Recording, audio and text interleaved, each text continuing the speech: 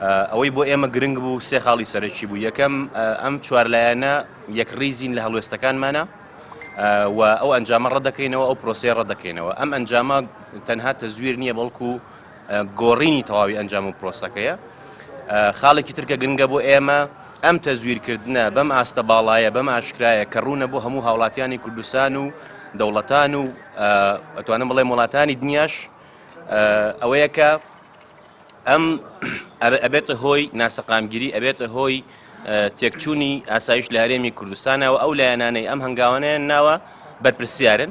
ئەوەی بۆ ئەوان گرنگ بووە باسییان کرد سێشت بوو بە هەمان شێوە. یەکەم ئەوان زۆر بە جددی ئەم هەڵوێستەی ئێمەیان وەرگرتووە، ئەو سکاڵانیان وەرگرتووە و لەگەڵ نەتەوە یەکگرتوەکان یۆنامی و نێردەی تایبەتی سکرتەری گشتی نەتەوە یەکگرتوەکان یان کوبیش لەسەر خەتن بۆ ئەوی بەوردی بەدەرهاتوون بکرێت بۆ سکاڵاکان. خاڵی دووەم پرسی بەشداریکردنە لە حکوومەتە کە ئەو بڕیاریان بۆ خۆمان جێهێشتووە ئەم لایەنە.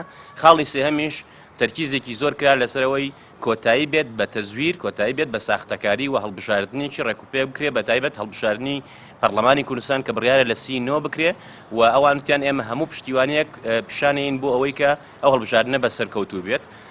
دوایین خاڵکە گرنگە بۆ هاوڵاتیانی کوردستان بزانن کە ئێمە سوورین لەسەر هەڵوێستەکانی خۆمان و بە هیچ شێوەیەک سازش لەسەر دەنگی هاوڵاتیانی کوردستان ناکەین.